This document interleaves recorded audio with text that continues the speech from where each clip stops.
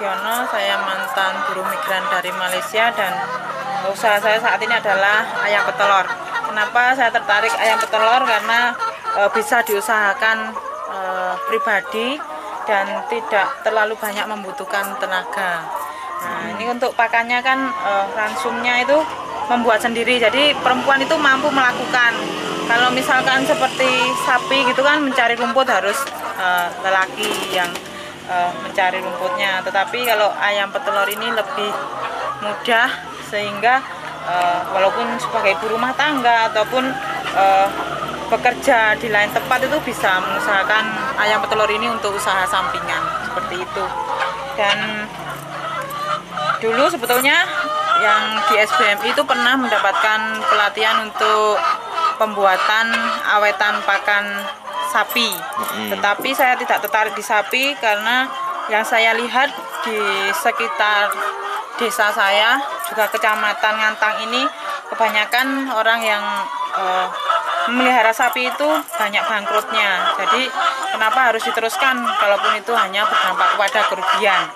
Dan saya belajar ayam petelur kepada Pak Haryati, instruktur yang dari BLK, dan dari situ saya tahu bahwa produksi yang bisa dihasilkan dari ayam petelur itu sendiri maksimal adalah 80% dari jumlah ayam, sehingga saya perkirakan masih dapat keuntungan untuk jumlah dari 100 ekor ayam itu. Terus untuk modal awalnya yang saya perlukan, karena baru pemula, jadi untuk pembuatan kandang, untuk kebutuhan bibit dari ayam petelur sendiri, juga persediaan pakan sebelum produksi itu per 100 ekor ayam membutuhkan dana sekitar 15 juta. Dan diantaranya untuk bibit itu per ekor 52.000, dan persediaan pakan sebelum masa produksi per 100 ekor ayam itu adalah sekitar 1 juta. Dan untuk pembuatan kandang dari atap sampai tempat telur itu sekitar 8 juta.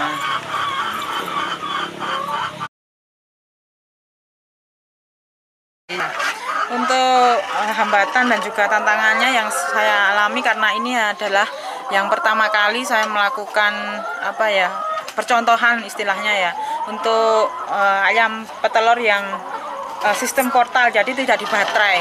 Jadi ayam dibiarkan bebas, dan juga yang pertama kali di dalam pikiran orang-orang kalau ayam petelur itu kan dengan masalah baunya. Tetapi saya berusaha meyakinkan kepada orang-orang bahwa ayam petelur yang saat ini saya kembangkan itu tidak dari kotorannya itu tidak bau, karena memakai satu obat yang dinamakan enzim. Dan dari situ saya berusaha meyakinkan masyarakat, dan sampai saat ini tidak ada yang komplain.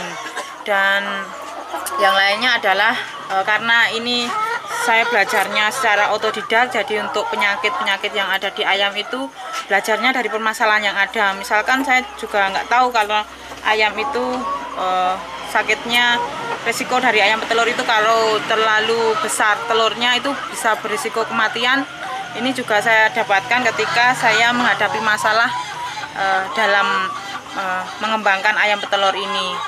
Nah, dari situ saya juga tidak berhenti untuk belajar, tetapi juga senantiasa konsultasi dengan BLK dan juga toko penyedia obat-obat peternakan yang ada di Batu. Jadi tidak bisa saat ini saya sudah menguasai ayam petelur, tidak seperti itu.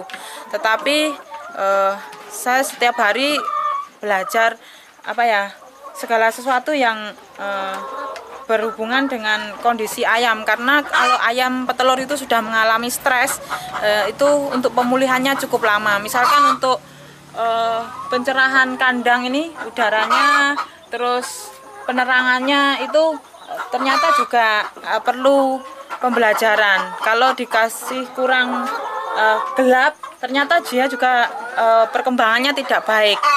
Ini juga saya dapatkan kemarin ketika yang tahap kedua dari perkembangbiakan ayam petelur ini. Ternyata ketika tidak ada atap yang terang, mereka sulit untuk gemuk. Nah, kenapa saya cari-cari sebabnya, ternyata saya bandingkan dengan kandang yang pertama, ternyata untuk penerangan matahari, pencerahan dari matahari itu kurang, sehingga ayam tidak bisa gemuk dan nafsu makannya juga tidak baik.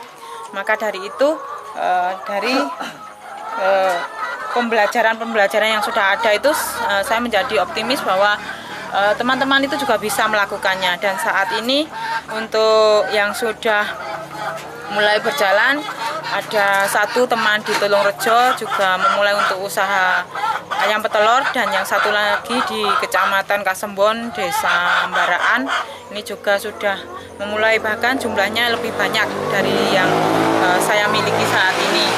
Dan dari situ juga teman-teman saya ajak bagaimana untuk memanage yang bagus untuk ayam petelur ini, karena saya yakin dari usaha sapi yang saat ini mungkin banyak yang gulung tikar, nantinya bisa dijadikan usaha ayam petelur, sehingga bukan dari kalangan teman-teman sendiri dari TKI, mantan TKI yang bisa untuk peternak ayam petelur ini, tapi juga masyarakat. Jadi saya himbau untuk teman-teman itu terbuka juga ketika ada masyarakat yang mungkin studi banding atau menanyakan tentang budidaya ayam petelur ini. Jadi ilmu yang kita dapatkan itu juga kita kita berikan juga kepada masyarakat, bukan untuk kalangan di mantan buruh migran saja. Jadi seperti itu, sehingga hubungan kita dengan masyarakat juga menjadi lebih baik.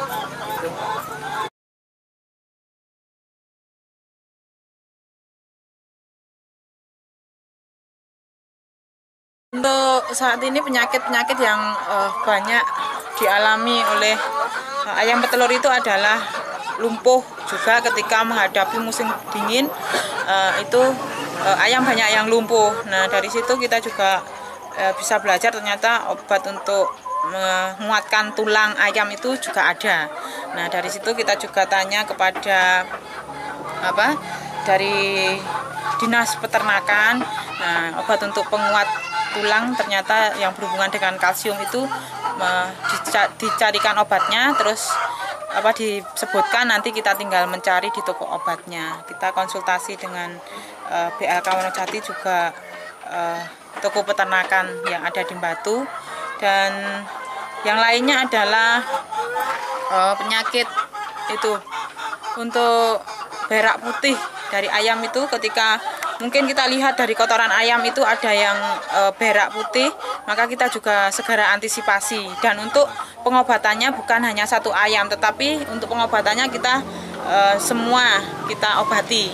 Jadi ketika ada terindikasi satu ayam sakit, kita obati untuk semua ayamnya.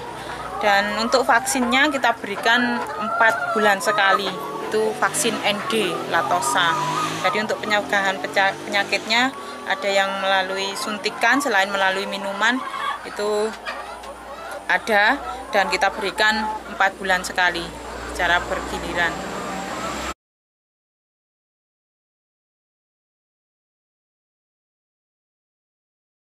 Ya, sebelum memulai kita juga harus pendekatan terhadap masyarakat. Kita yakinkan bahwa ayam yang saat ini kita kembang biakkan itu kotorannya tidak bau, dan ya sebagai masyarakat yang baik juga, kita juga harus ketika memulai usaha kita juga lapor kepada RT RW yang ada, sehingga nanti bisa dimusyawarahkan supaya tidak ada kesalahpahaman, dan juga dan kita juga dampaknya kepada masyarakat itu menjadi hidup rukun, ya, tidak ada salah paham, dan juga kita juga bisa memberikan suatu ilmu yang baru kepada masyarakat, dan kita membuka kepada siapa saja yang mau belajar tentang ayam petelur.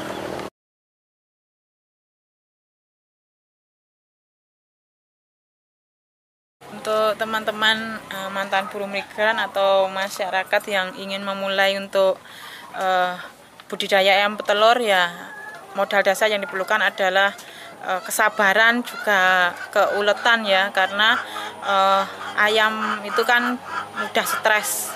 Jadi untuk penyesuaian terhadap lingkungannya itu juga perlu penyesuaian, dan yang lebih penting lagi jangan membeli ayam yang sudah produksi ketika memulai budidaya ayam petelur, karena itu ditakutkan nantinya ketika tidak mampu beradaptasi dengan lingkungan itu menjadi kaget dan tidak berproduksi lagi.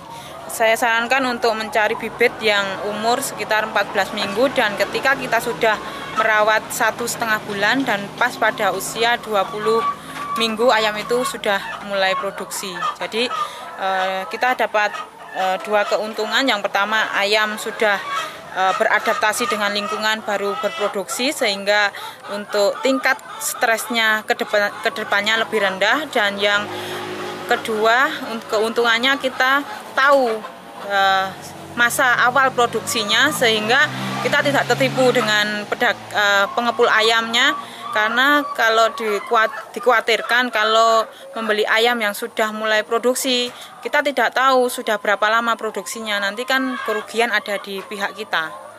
Karena yang saat ini ayam yang saya kembangbiakkan masa akhirnya sampai dengan 3 tahun dari masa produksi, awal produksi, dan dari situ setelah akhir nanti bisa dijual untuk ayam pedaging.